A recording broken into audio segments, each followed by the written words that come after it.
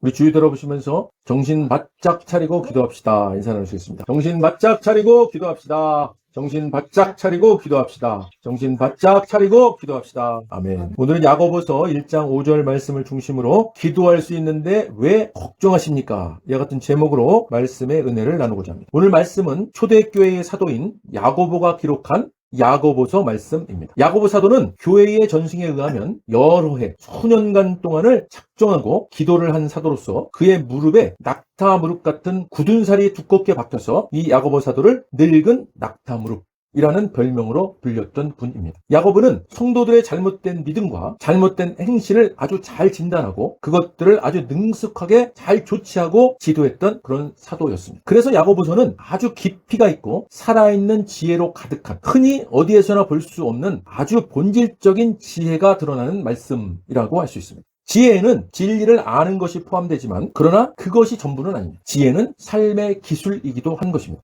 우리가 진리를 안다고 해도 그 진리대로 살아갈 줄 모른다면 그 진리가 우리에게 무슨 소용이 있겠습니까? 우리가 아무리 좋은 의도를 가지고 있다 해도 그 좋은 의도를 계속해서 지속적으로 붙들고 있지 않는다면 그 좋은 의도 또한 무슨 소용이 있겠습니까? 참된 지혜, 하나님의 지혜의 기초는 바로 기도입니다. 야고보는 그가 야고보서에 기록한 대로, 그가 서신에서 밝힌 대로 그런 삶을 살았던 사도입니다. 야고보서 1장 5절로 6절 말씀입니다. 5절 말씀 함께 읽겠습니다. 너희 중에 누구든지 지혜가 부족하거든 모든 사람에게 후히 주시고 꾸짖지 아니하시는 하나님께 구하라. 그리하면 주시리라. 6절 말씀입니다. 읽겠습니다. 오직 믿음으로 구하고 조금도 의심하지 말라. 의심하는 자는 마치 바람에 밀려 요동하는 바다 물결 같으니. 아멘. 여러분이 무엇을 해야 할지 모르겠거든 아버지께 기도하십시오. 그분은 기꺼이 도와주시는 분이십니다. 여러분은 그분의 도우심을 구할 때 부끄러움을 당하지 않을 것입니다. 망설이지 말고 믿음을 가지고 담대히 구하십시오. 사랑하는 여러분, 기도는 언제나 지혜의 근원이 되는 것입니다.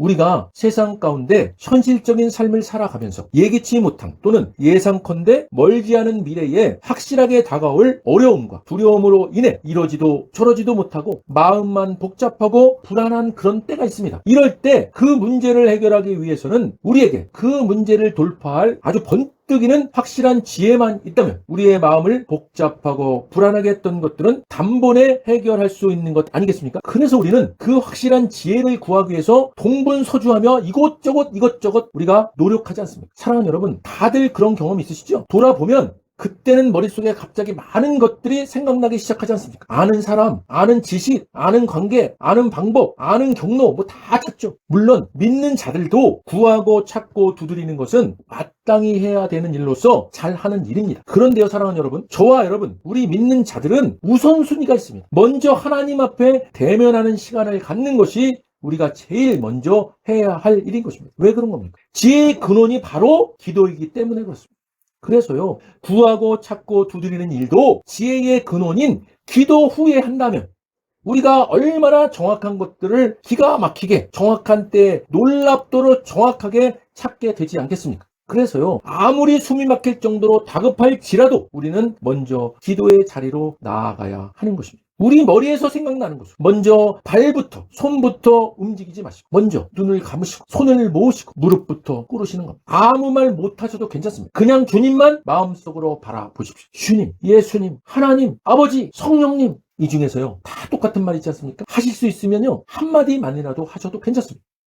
하나님께서는요 우리가 갖고 있는 불안과 두려움, 문제, 바라는 것 이미 다 알고 계십니다. 물론요 해결책과 응답도 이미 예비해 놓으셨습니다. 할렐루야. 하나님께서 우리에게 바라시는 것은 우리가 하나님 앞에 나오는 것입니다. 우리와 대면하시기를 원하시는 것입니다. 직접 가까이서 보시기를 원하시는 것입니다. 그래서요 그냥 주님 앞에 나와 있는 기도의 자리에 나와 있는 우리의 그 모습을 바라시고 기뻐하시는 것입니다. 야고보서 4장 8절입니다. 함께 읽겠습니다. 하나님을 가까이 하라.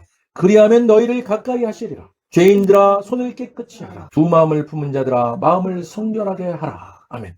사랑하는 여러분, 예수 믿는 저와 여러분에게는 그렇지 않은 사람들과는 확연히 구분되어지는 특권이자 의무가 주어져 있는 사실을 아십니까? 어떤 특권이자 의무입니까? 하나님께 가까이 나아갈 수 있는, 가까이 나아가야 하는 특권. 특권이자 의무가 있는 것입니다. 쾌락을 쫓고 즐기는 세상 사람들과는 확연히 구분된 결정적인 특권이 바로 하나님께 가까이 가는 것입니다. 구약시대 옛계약, 옛율법 아래에서는 동물의 피를 통한 오직 희생 제사를 통해서만 하나님께 나아갈 수 있었습니다. 그러나 이제는 새로운 계약인 은혜 아래에서는 예수 그리스도 안에서 누구든지 담대하게 하나님께 나아갈 수 있게 되었습니다. 이게 얼마나 큰 특권입니다. 구약시대 때는 제사장도 동물의 피를 통해서만 속죄받고 들어가야 살아날 수 있었습니다. 그러나 우리는 예수 그리스도 때문에 우리가 하나님 앞에 나아갈 수 있는 특권이 있지 않습니까?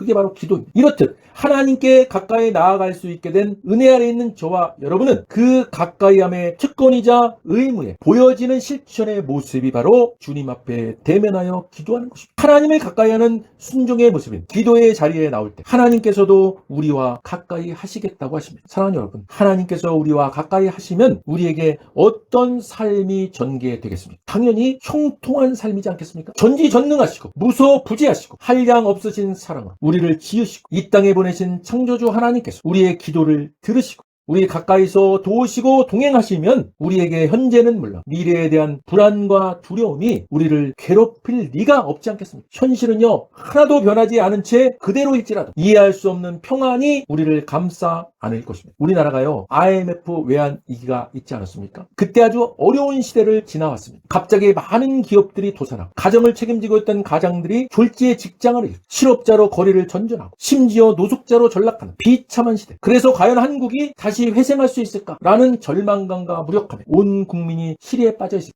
규장출판사라는 믿음의 기업이 경부고속도로 입구에 세워놓았던 커다란 광고 문구가 있었습니다. 외환위기 시절인 1996년 1월 서울 서초구 양재동 경부고속도로 바로 옆에 사옥을 세우면서 옥상에 광고판을 설치했습니다. 그 광고 문안이 지금 보시는 것 같이 왜 걱정하십니까? 기도할 수 있는데 였습니다. 이 광고는요, 지금까지도 설치되어 있습니다. 고속도로를 오가는 많은 사람들이 쉽게 볼 수 있게 되어 있습니다. 규장출판사 관계자가 말하기를 IMF 외환위기 시절에 사업에 실패한 남성이 지방으로 내려가다가 차에서 이 옥상 광고를 봤답니다. 그리고는 재기할 용기를 얻었다면서 찾아온 적이 있었다고 말했습니다. 그래서 그 간증을 듣고 이 회사는 이 문구를 바꾸지 않고 지금까지 유지하고 있다고 하는 것입니다. 당시에요, 많은 사람들이 이 광고를 보고 위로를 얻고 용기를 갖게 되었다고 말합니다. 저도 당시에 본 기억이 있어요. 고속도로 가면서 저건 누가 세워놨을까 그런 생각을 많이 했었어요. 믿는 사람들은 물론이고 믿지 않는 사람들에게도 당시에 이 광고는 큰 위안과 위로가 되었다고 합니다. 사랑하는 여러분, 성경 말씀은 진리의 말씀입니다. 성경 말씀은 살아 역사하는 능력이 있는 말씀입니다. 하나님을 가까이 하는 기도의 자리로 나아오시기를 간절히 축원드립니다. 기도할 수 있는데 왜 걱정하십니까? 사랑하는 여러분, 하나님을 가까이 하는 지름길, 바로 기도의 자리로 나아가는 것입니다.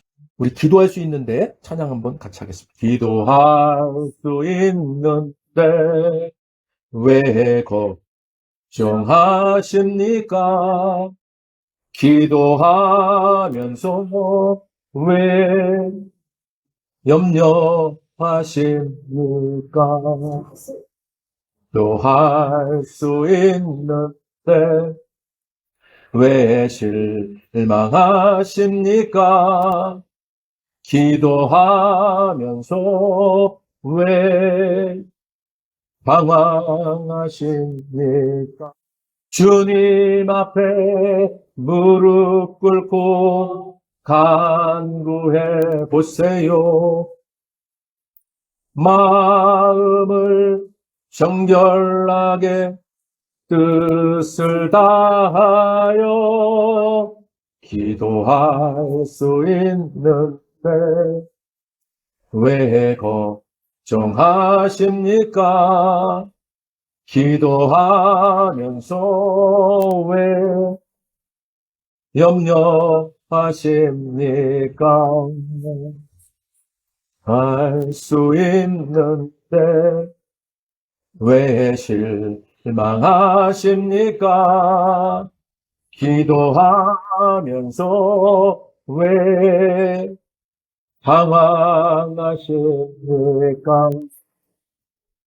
주님 앞에 무릎 꿇고 간구해 보세요. 마음을 정결하게 뜻을 다하여 주님 앞에 무릎 꿇고 간구해 보세요. 마음을 정결하게 뜻을 다하여 기도할 수 있는 때 왜 걱정하십니까? 기도하면서 왜 염려하십니까? 기도하겠습니다. 하나님 감사합니다. 오늘도 하나님께서 기도할 수 있는 왜 걱정하냐고 말씀하셨습니다. 하나님 아버지, 주님 앞에 나아갈 수 있는 특권이자 의무가 있는 우리가 이제 이 기도함으로 이 땅에서의 형통함을 누리며 살아가는 우리 될 수 있도록 인도하여 주시옵소서. 하나님, 우리 가운데 있는 염려, 근심, 걱정은 오늘 이 말씀으로 예수 이름으로 물러가게 도와주시고 이제 주님께서 말씀하신 이 기도의 자리로 나아가 이 모든 것들의 해결받는 우리 될 수 있도록 인도하여 주시옵소서. 감사드리며 예수님 이름으로 기도드립니다. 아멘. 먼저 아직 예수님을 구세주로 영접하지 않은 분이 있다면 지금 이 시간 하나님께서 말씀하십니다. 나는 너희를 사랑하기에 내 아들을 너희에게 주었다. 예수님이 우리를 대신해서 우리를 위하여 십자가에 못 박혀 죽으셨고 3일 만에 부활하셨습니다. 그 결과 거룩하신 하나님의 모든 정죄함과 처벌이 대속제물이신 예수님께 떨어졌습니다. 이 사실을 믿고 고백하는 자는 영생을 얻고 구원을 받게 된 것입니다. 아직 예수님을 영접하지 않으셨다면 이 기도를 따라 하시길 바랍니다. 돕는 마음으로 다 같이 일어나셔서 함께 따라 하시겠습니다. 하늘에 계신 아버지, 저를 위해 주 예수 그리스도를 보내서 십자가에서 죽게 하셨고 저의 대속제물로 삼으셨습니다.